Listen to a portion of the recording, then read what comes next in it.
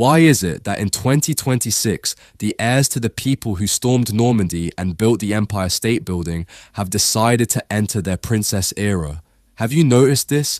You see it every day. You're at a coffee shop and there's a guy who spends 10 minutes posing his oat milk latte for a lifestyle photo, looking for a hit of dopamine from strangers because his actual life has the nutritional value of a rice cake. He wants the rewards of a kingdom without ever having to swing a sword. He's soft launching his personality, while his mother still pays his phone bill. If your biggest life struggle today is that your aesthetic isn't hitting or your Wi-Fi is lagging, congratulations, you've effectively unevolved. We've traded the strong silent type for the fragile silent vaping type. Society is moving on, and while you're waiting for the world to treat you like royalty just for showing up, you're actually becoming irrelevant. You're not a prince, you're just a dependent who's too old for a car seat. Today we're going to talk about why you're failing, why the world is disgusted by your lethargy, and how to stop being a sole contributor to your own downfall. Welcome to a deep dive into Notes on Being a Man by Scott Galloway. Before we begin, a mandatory disclaimer. This video falls under the Fair Use Act on YouTube and is for educational purposes only. We aren't just summarizing a book, we are transforming these ideas into a mirror to show you exactly where you're full of it. The author, Scott Galloway, is not your typical alpha male influencer selling you crypto and liver supplements. He is a clinical, data-driven professor of marketing at NYU's Stern School of Business. He's a serial entrepreneur who has founded 9 companies, some that sold for hundreds of millions and others that exploded in his face like a cheap cigar. He spent the first 50 years of his life obsessed with becoming wealthy, only to realize that being rich just makes you rich. It doesn't make you a man. The main theme of this book is a 911 call for modern masculinity. Galloway argues that American boys and men have never fallen farther or faster. They are lonelier, poorer, and more screen addicted than any generation before them. But instead of blaming toxic masculinity, which Galloway calls the emperor of all oxymorons, he points the finger at an educational system that ignores boys, an economy that has severed the social contract, and a cohort of men who have forgotten how to be mensches. Galloway defines masculinity as a three-legged stool: protect, provide, and procreate. And let's be very clear, if you aren't doing at least 2 of those, you aren't a man. You're a guest in someone else's house. This isn't a how-to guide for your princess era. It's a code for becoming a responsible human flooded with testosterone. So, if you're ready to get called out on your bullshit, let's get into the ideas. If you're offended already, stay tuned. It's about to get much worse. So let's look at your origin story. Everyone has one. You probably tell yours like a high-concept elevator pitch designed to make you look like a misunderstood protagonist in a Christopher Nolan film. But let's be honest, your narrative of I is usually just a convenient collection of half-truths. Scott Galloway is blunt about this. The version of who we are that actually matters belongs to our friends, our partners, and the therapist we're probably paying too much for. If you want to understand why you are the way you are, you have to stop looking at your childhood through a filtered lens and start looking at the data of your own development. Galloway's own start was the American dream on the outside, with a core that was rotting in real time. He was the son of 2 immigrants, a Scottish father who could sell bags of literal fertilizer to Sears managers by simply being articulate and irreverent, and an English mother who worked as a secretary. His father, Tommy, was a man defined by charm. People treated him differently, women giggled, and men yelled his name with genuine joy.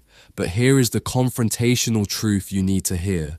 Charm is a preservative, not a foundation. That charm sustained an upper middle class lifestyle for a decade, but it couldn't stop the core from collapsing.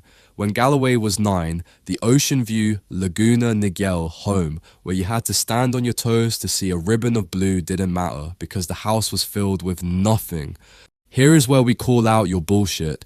Many of you blame your lack of success on a broken home, but you're ignoring the irrational passion that was actually poured into you. Galloway notes that his success boils down to 2 factors: being born in America and having a mother, Sylvia, who was irrationally passionate about his well-being.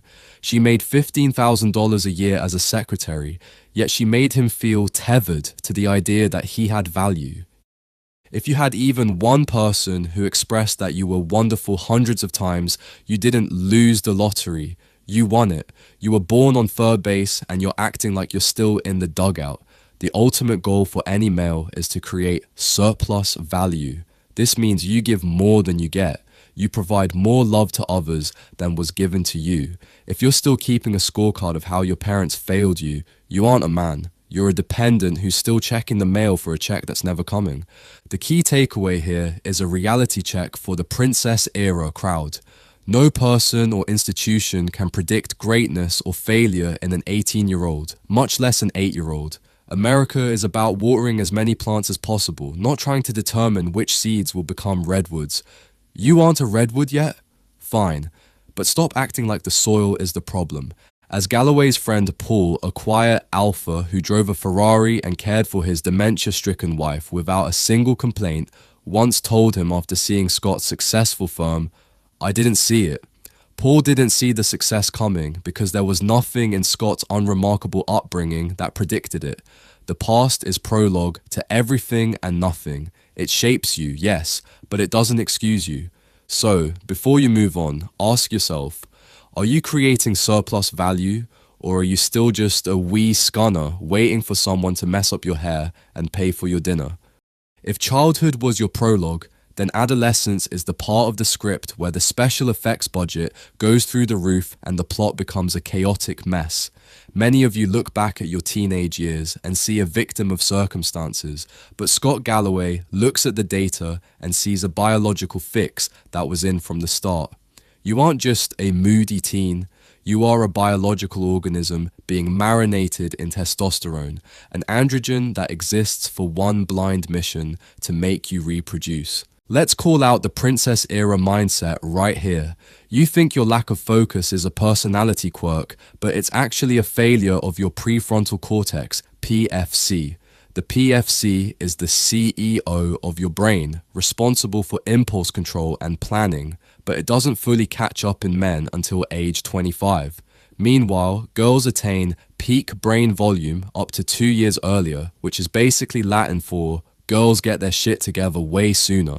While you were eating Tide Pods or blowing off final exams, the girls in your class were already lapping you in decision-making and problem-solving. This biological gap creates a sorting hat effect in high school that is often permanent. Adolescence is a caste system where hierarchies form faster than you can download an app, and they aren't based on your inner beauty. They are based on looks, bodies, and resources, the ability to provide and protect. Galloway himself was Scott the Friendly Ghost, an invisible kid with B's and C's who ran for student body president 3 times and lost every single time. He was a construction crane with bad skin, weighing 135 pounds at 6'2", living in a social taxonomy where he was barely cool adjacent. Here is the confrontational truth you need to swallow. The only remarkable thing about most successful men is their willingness to endure repeated failure. Most of you stop trying the moment you feel unworthy, but Galloway argues that being near cool is actually a blessing because it gives you something to shoot for. The kids who are peak male at 17 often flame out by 30 because they never learned how to handle a no. We also need to talk about your addiction to fast dopa. Society today is an uncontrolled experiment in on-demand dopamine, and many young men are losing the war against their own unformed PFCs. Galloway advocates for slow par, the slow, incremental results that come from building something piece by piece, like a 1,300-piece Lego set or a consistent workout routine.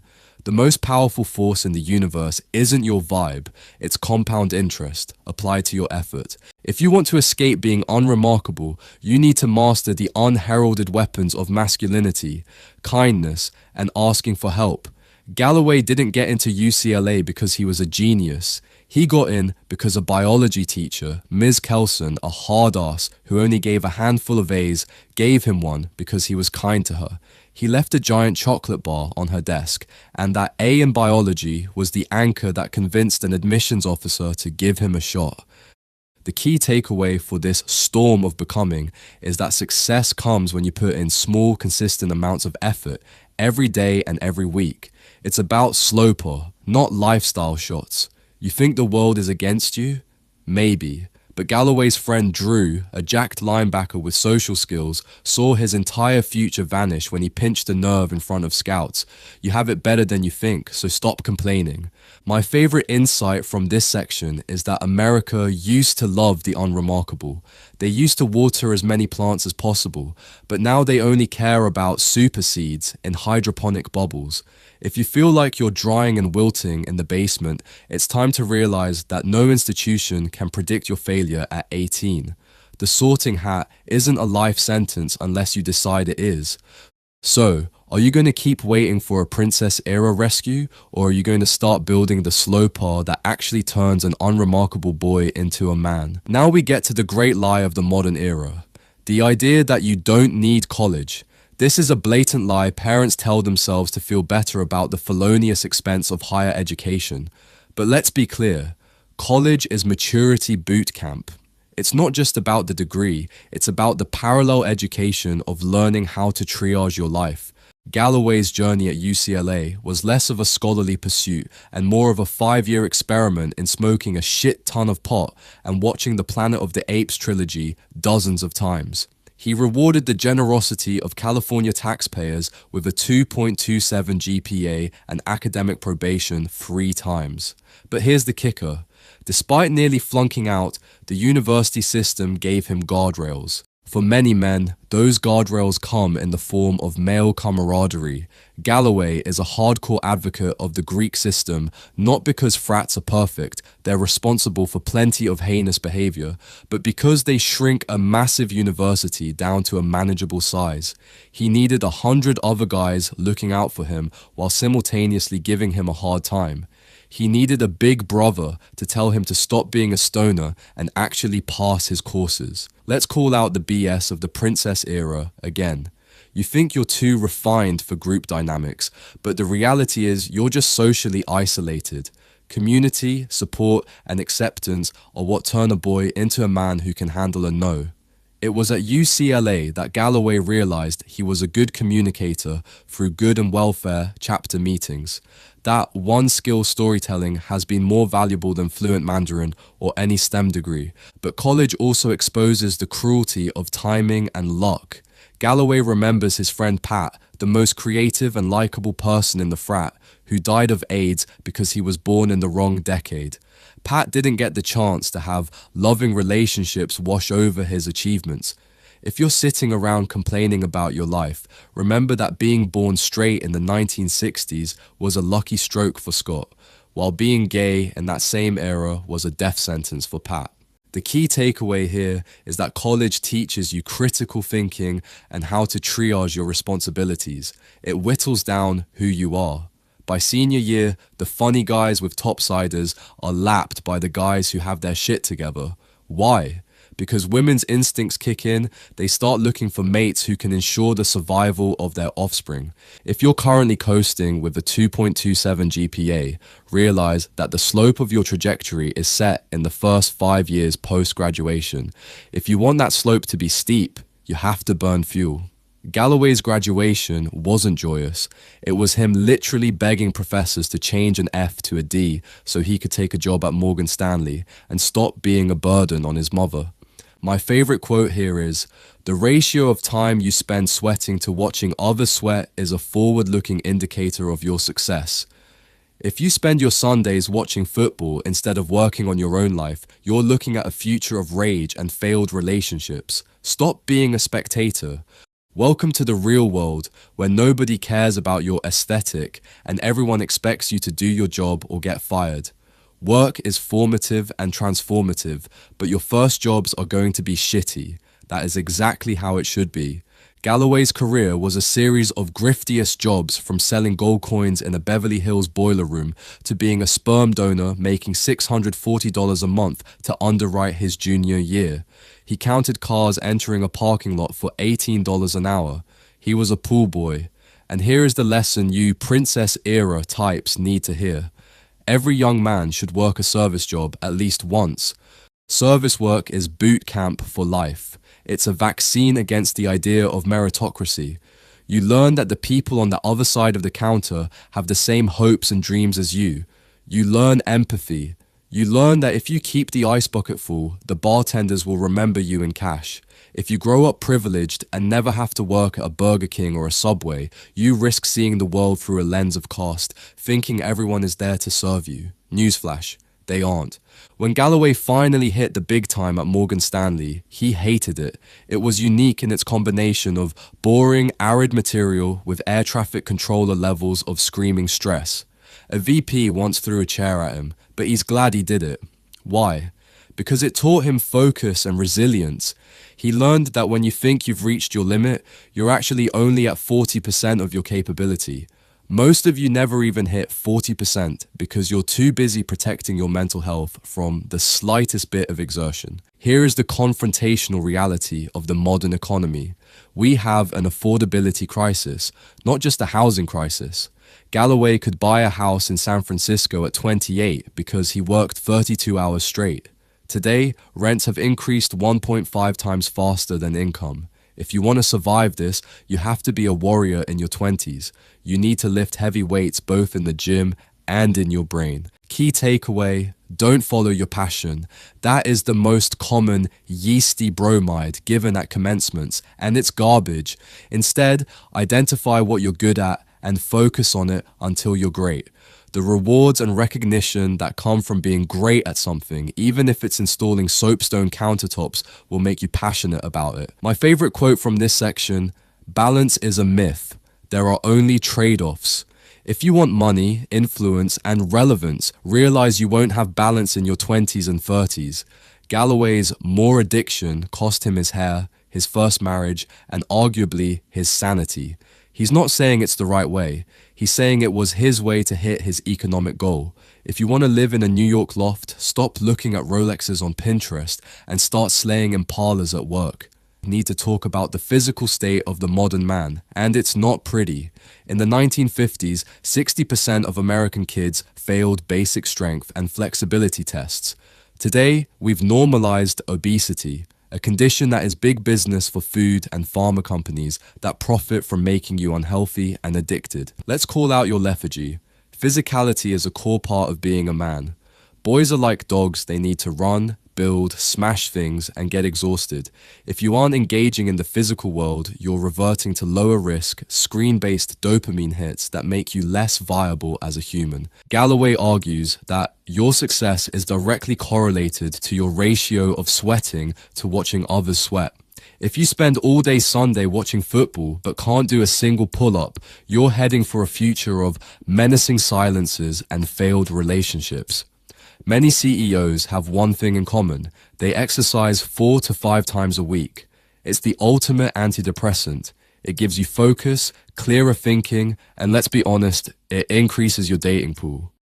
Walking into a conference room and knowing that if shit got real, you could defend yourself gives you a level of confidence that can't be faked. No, don't actually do it. Just know you could. Galloway's dad hauled him into the garage at age 11 to do burpees and push-ups from a Royal Navy manual. It was how they bonded. Today, Galloway does the same with his son Alec over Zoom. The key takeaway here is to mind the gap. The secret to working out isn't thinking about it, it's doing it. Nothing kills momentum faster than the should I work out internal debate. Collapse that moment between should and do. You don't need a $250 Equinox membership to be fashion adjacent. You need intensity and frequency. Health is a preservative. It's a signal that you can show up, that you're disciplined, and that you care about yourself. If you can't take care of your own body, the only temple you'll ever have, why would anyone trust you to provide or protect for them? Galloway's advice? Floss. It sounds minor, but it's part of the discipline of being a man who isn't a sex trafficker of bad hygiene. My favorite insight from this section is the concept of sloper versus fast doper. Tech doper is like shoving Cheetos in your mouth. You hate yourself afterward. Sloper working out, reading, being outside is the salad that makes you feel healthier for a week. Also, get some sunlight. Just 15 minutes of bright light in the morning can fix your mental health. Stop living in your 17 square inch mobile studio apartment, your phone, and get into the woods. We are currently in a friendship recession. Since 1990, the percentage of men with no close friends has increased fivefold. And here's the confrontational truth. Loneliness will kill you faster than smoking 15 cigarettes a day. Men often adopt a bullshit masculinity template that says we don't need anyone. We're trained that vulnerability is a sign of weakness. It's not. It's a sign of strength. Galloway's closest friend, Adam, has been with him since the 5th grade. Adam was the kid who karate chopped a field monitor and always had that cocktail of cool and kind. He was the one who flew to Vegas the night Scott's mother died, not to ask, what can I do, but just to show up. If you want real friends, you have to stop being transactional. Galloway spent his 30s and 40s as a mercenary, avoiding deep relationships because distance was convenient. He was at home on Scott Island, but survival instinct kicked in when he realized that single, isolated men die 8 to 17 years earlier than their socially engaged peers. The key takeaway here is that friendship doesn't happen organically. You have to be proactive. Practice vulnerability even if it makes you feel like a klutz. Tell your friends you value them. Go first on a subject that hasn't come up before. 9 times out of 10, your friend is just as hungry for connection as you are. Also, learn to show up assertively. When his friends were losing everything in the LA fires, Scott didn't ask, "How can I help?" He asked for their bank wiring instructions and sent money. A man uses his innate assertiveness to help others in need.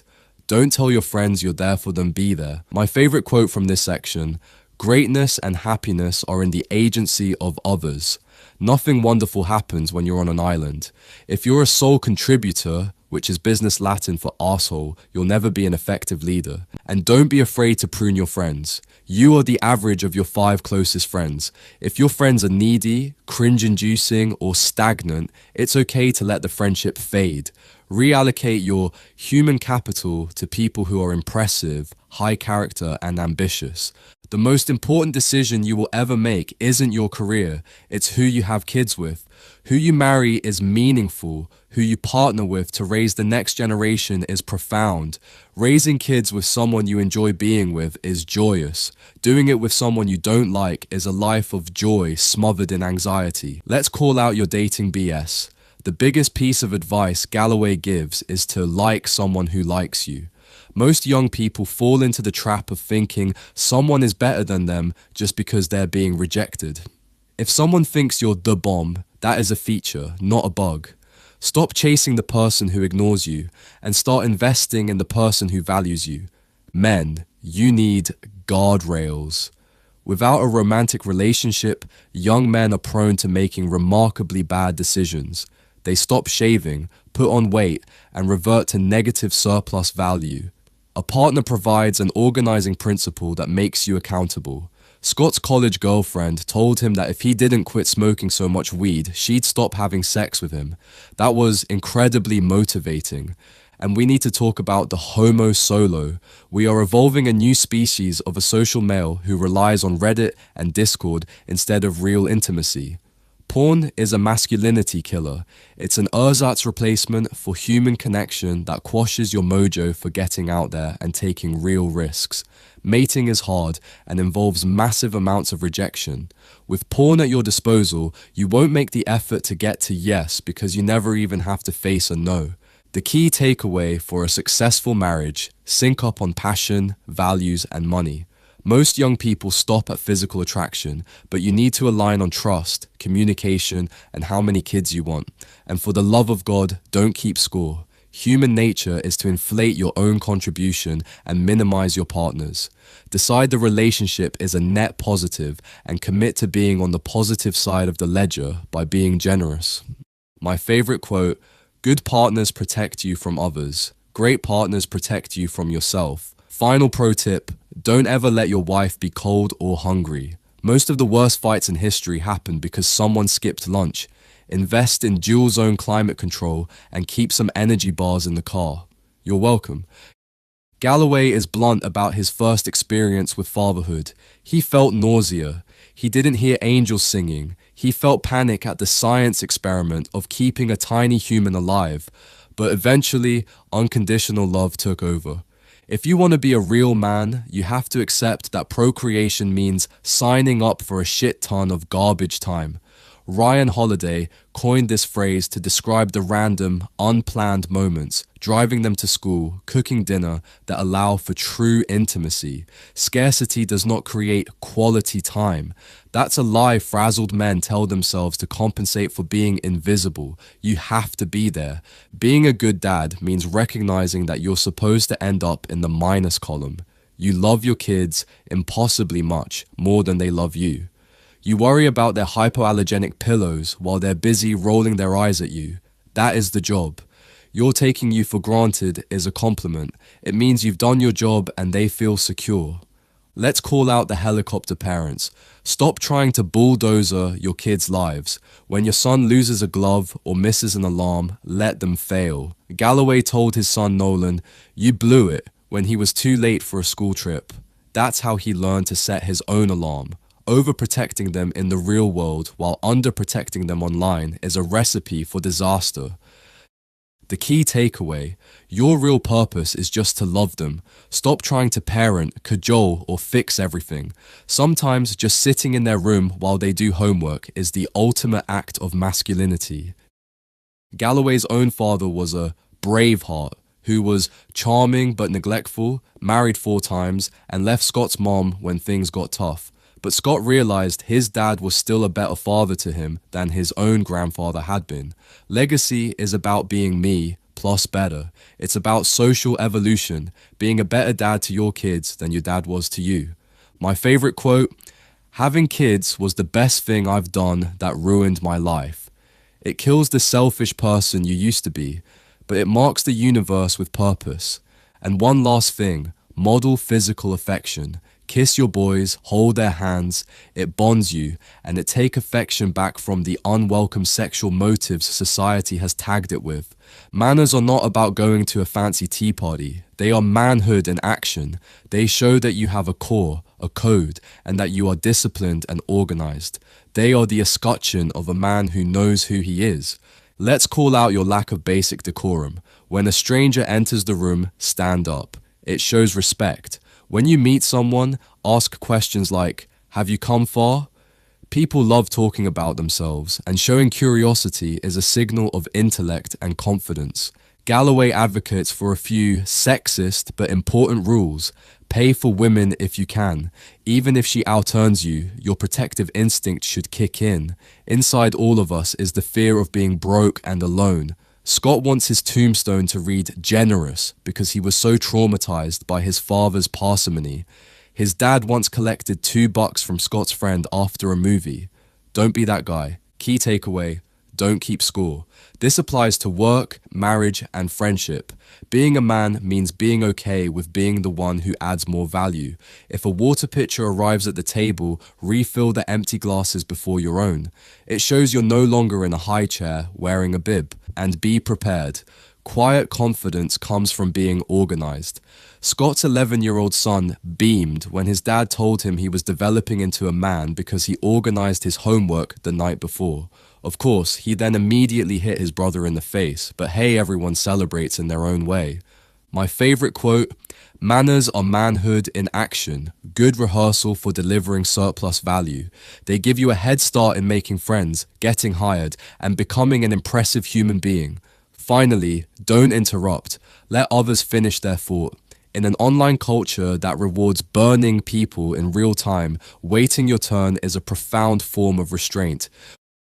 We end where most men struggle: the more addiction. Scott spent his life chasing relevance and money. He reached a point where he was contemplating a $65 million jet, but then he lost 2 healthy friends, Scott and Craig, and it hit him. This is enough. If you're over 50, you realize that a new sweater or $400 headphones won't offer transcendence. What matters are moments like taking his son Nolan to Paris for 48 hours to eat steak frites and watch a football game. That surpassed any fantasy life he could have imagined. The confrontational truth about your life is your insignificance. Carl Sagan said, "We are mites on a plum." Nobody will remember your successes or failures in 100 years. To let fear of embarrassment devour your short time here is to not understand the basic law of the universe. So, what should you do? Give back. Galloway imposes a tax on himself, giving away more than he spends every year. It makes him feel patriotic and masculine. Surplus value means giving more than you take in love, kindness, money until you are in the black when you die. Conclusion. A letter to the sons. Galloway's final advice is to limit your time alone. Mammals thrive in packs. Go into the office, join organizations, and say yes to nearly any invitation. Isolation is the enemy of masculinity. Be emotive. Don't waste years sleepwalking through life by suppressing your emotions. Laugh out loud, cry when you need to, and most importantly, provide surplus value without keeping score. The most masculine people leave a legacy of kindness, generosity, and strength. If you found value in these ideas, buy the book. Notes on Being a Man isn't just a memoir, it's a code. It's a mirror that shows you exactly where you need to grow. My final favorite quote, "The world is not yours for the taking, but the trying." So stop waiting for your princess era to be validated. Get out of the house, take a risk, and start becoming the man you were built to be. Thanks for listening to this deep dive into Scott Galloway's Notes on Being a Man. If you're offended, good, it means we hit a nerve that needed hitting. If you're motivated, even better. Now, go do something that adds value to someone else's life. We'll see you next time.